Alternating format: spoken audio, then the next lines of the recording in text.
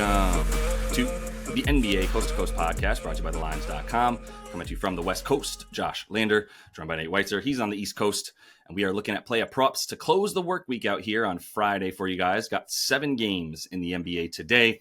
Plenty of weirdness as guys come to their new teams after the trade deadline ended yesterday. Big shout out to Nate for holding things down yesterday. Total of 6-4. Had a big day on the best bets there too, 6-2. So really proud of my guy. Appreciate you.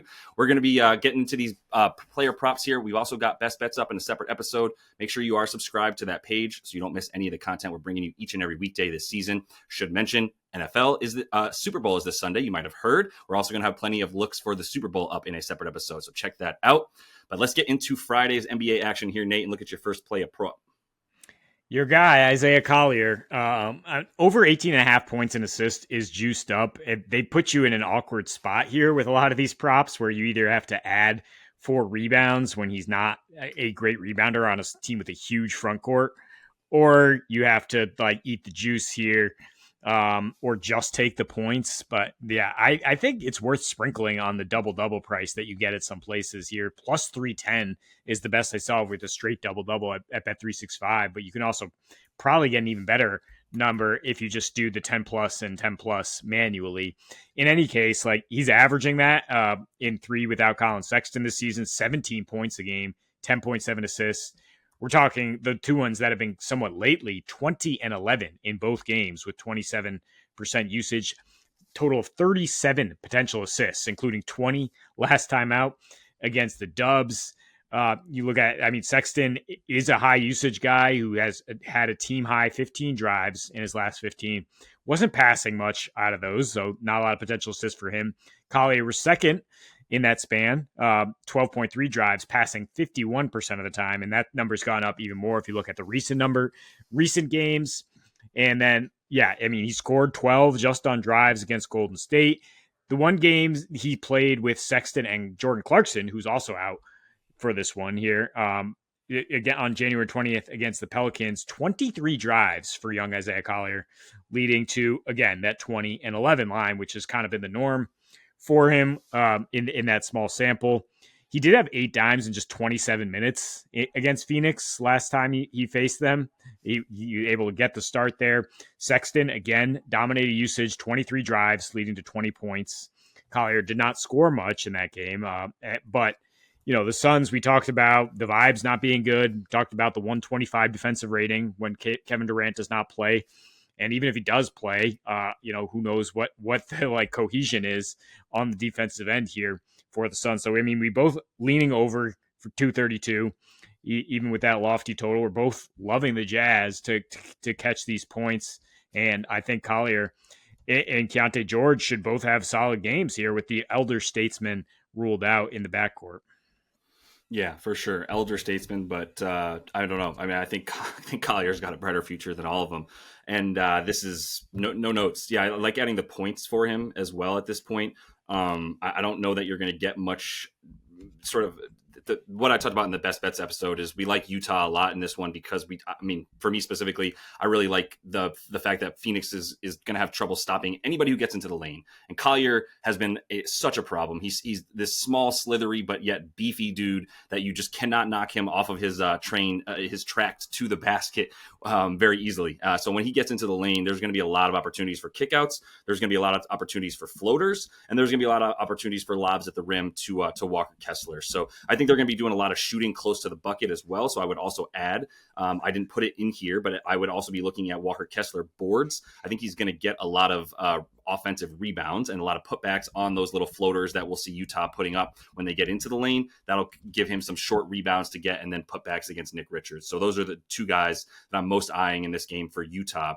And then I'm going over to Detroit and Philly. And honestly, I think you could parlay this, but I'm going to start with Oscar Thompson. That's definitely my first look in this one, over 5.5 boards. We're still waiting on Cade Cunningham and whether or not he's going to be playing. He's questionable. Don't think it matters that much. I think what we're talking about here is we've seen Oscar Thompson's minutes continue to rise. He's been on somewhat of a limit here since he came back from injury earlier in the season, started the season hurt, had to come back and get into playing shape. Well, he's played at least 20 minutes in all of the last 5 games. He's gone 22, 23, 25, 27. So he's moving in the right direction as well. 27 minutes last game.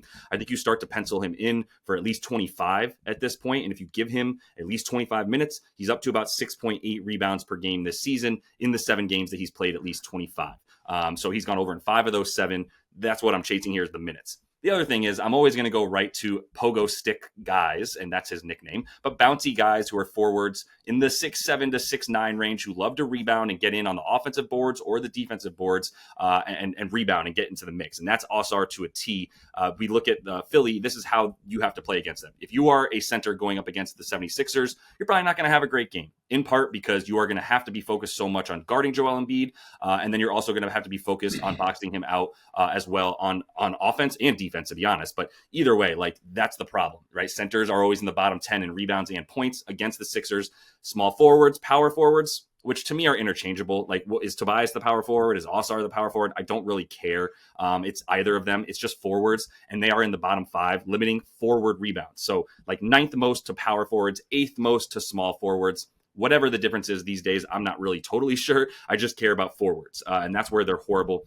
Let's wait to see if Cade is playing. I mean, if you took 5.5 right now, I don't know if it's going to go up too much without Cade. I think the points for Osar will go up without Cade. So if you wanted to add the points, that's what I would be doing now. But most importantly, like, Joel and Jalen Durant are going to be beating the crap out of each other, which leaves Osar Thompson to come in against, Paul George. Maybe there's some Yabu out there who's also questionable, by the way. Andre Drummond not going to be getting very many backup minutes if he plays at all, as I believe he's also questionable. So I think this is a big opportunity for Osar to come in and get some boards in 25, probably closer to 30 minutes in this one.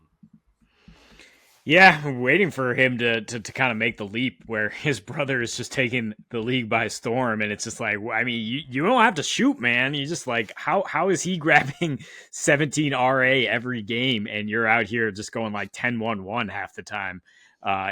Say you're twins, God damn it.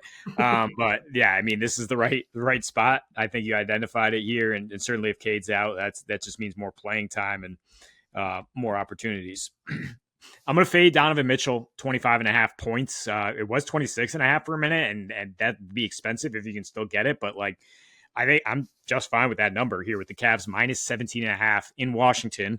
The Wizards dealt their veterans and now basically just young, scrappy guys who have actually been playing defense the last like 6 games. They're like top 5 in the NBA in defensive rating, but I don't know how much of that is just the other team being like, we're playing the Wizards. Like, I don't care. And Donovan Mitchell certainly has that streak in him.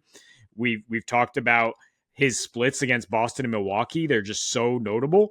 And then he plays tomato cans, and it's just like, meh, I don't need to do much here. Even with what Merrill and LeVert are going to miss this one, Cavs have plenty of depth. Garland can take on an expanded role. And they have plenty of guys off the bench who can put this Wizards team away. But I think the key is that Evan Mobley is active. And most of Donnie's overs in this regard came with Mobley out, when him and Garland were both, freewheeling and lighting it up. But when Evan Mobley's been playing, like, it's been a much more team-oriented scheme. And that's what part of the reason Kenny Atkinson is coach of the year with a bullet, because he's just like unlocked how to get Mobley these easy looks, using everyone together, balanced approach, instead of just being like, Donnie, go get 35. That's what we need to win. So the splits have turned out to be 23 a game with Mobley, 30.3 without him. Usage rate jumps about 5%. He's gone under an 8 of 12, the last 12 with Mobley in there. I think 8 and 3, if you count the one where Mobley got injured. He's gone under an 8 of 12 after posting 30% usage in the previous game, and he had 36% usage against Boston last time out. If you look at the game log, though, like, again, the tomato can filter, he's only basically gone over on this number all year against the Celtics, Bucks, Nuggets. He got 26 against the Lakers, so a little bit more respect for him. And then a weird one against the Heat, and then the Rockets, a revenge game against the Pacers, but not the dregs of the league, right? Not the Washington Wizards. So let me see Donnie take a little bit of time off. If he can get 27 in 3 quarters, my hat's off, but I don't think he's going to be getting enough time here. He's frustrating, man. This is the play. This is the way you play this. There's no reason on the planet that he should be at this amount of points. I took him for assists in that game where they scored 85, I think, in the first half against the Mavs the other day. Took the assists. He got the dimes in the first half, had like 12 points. I think it's a similar situation. I think it's Donovan Mitchell being like happy to just pass and not try to be. He's done it all season, right? If you filter him this season and you look at the games that they've won by 15 plus points this season, I would expect them to be winning closer to 20 in this one. Like I don't think you have to be worried about any weirdness with like, oh, is this team going to do it? No. If they've won by 15 plus points this season, he's averaging 21.8 points per game in those games where they've won by at least 15 points. He's gone over, and this is now getting down to even 24.5. He's gone over 25.5 in 5 of those 16 games where they've won by that amount of points. Let's see, one of those was the Wizards in there. So yeah, all right. And what the one Wizards game, like you said, where he went off, it was like in 29 minutes. They actually only won by 19.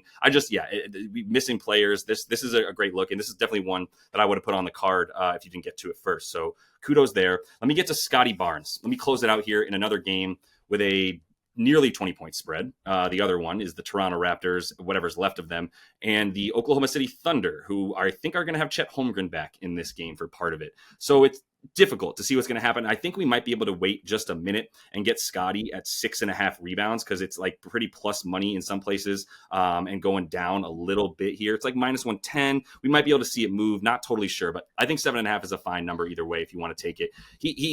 We were in the situation not that long ago where he played against this team and they lost by 37 points. He had 12 boards on 15 rebound chances. He was missing Jakob Poeltl in that game. He's missing Jakob Poeltl in this game. So that's what I'm coming back to. Like, maybe Chris Boucher. I don't know who's starting yet for this team. I know that we're not going to have Olynyk or Davion Mitchell or RJ Barrett. RJ Barrett's out. The other two are gone. And now we're going to be seeing, I guess IQ will play closer to 25, 30 minutes if he can. Like it's confusing who's going, but we do know one thing. If Scotty's playing this season on the floor without RJ, without Jakob Poeltl, without either of those guys on the floor, he is looking at about 11.3 rebounds per 36 minutes. And if you put IQ out there with him, it goes down to like 10.3. Point is, he still should be good for close to 10 rebounds as long as he plays 30 minutes. Honestly, he just needs 30, and they might be down by 20. I mean, we also need OKC to just miss a few shots. Can Toronto cause them to miss just a few shots? That's the fear with this bet. But I think minus 110 for 7.5 in a situation where he's capable, much more than capable of getting 10 boards. I'm going to take that number all day. No, yeah, I'm surprised it's this low. I don't think they're really accounting for Poeltl being out. And what that does, moving positions for Barnes from like sometimes like looking like a shooting guard to like, no, you're just going to be a versatile big. And when Chet's out there, like he can match up. I mean, he can match up on Hartenstein if he needs to. Yeah. And that's how you try to pound the Thunder, right? He had 3 O-Rebs in that last matchup, which, like you said, was a massive blowout, and still got 12 rebounds. I like just attacking the rebounds and not the assists against a team like the Thunder. But I did kind of look at that number at first, too, to be like, what about Scotty Barnes piling up some peripheral stats? Yeah, I would need some other guys to be out there with him to give him the assists. I don't like the idea of depending on Chris Boucher threes or Jacoby Walter corner shots just yet. No shade to Jacoby. He's going to be a good player, but just not yet. Just not feeling great about him diving up to those guys. Plus, IQ being out there is going to eat into his touches at least a decent amount. So rebounds are the play, but that's all the time that we have for you in Playa Props. Definitely make sure to subscribe to that page. Check out the best bets. Check out the player props. We've got the Super Bowl as well for this Sunday. So until we see you next, happy betting.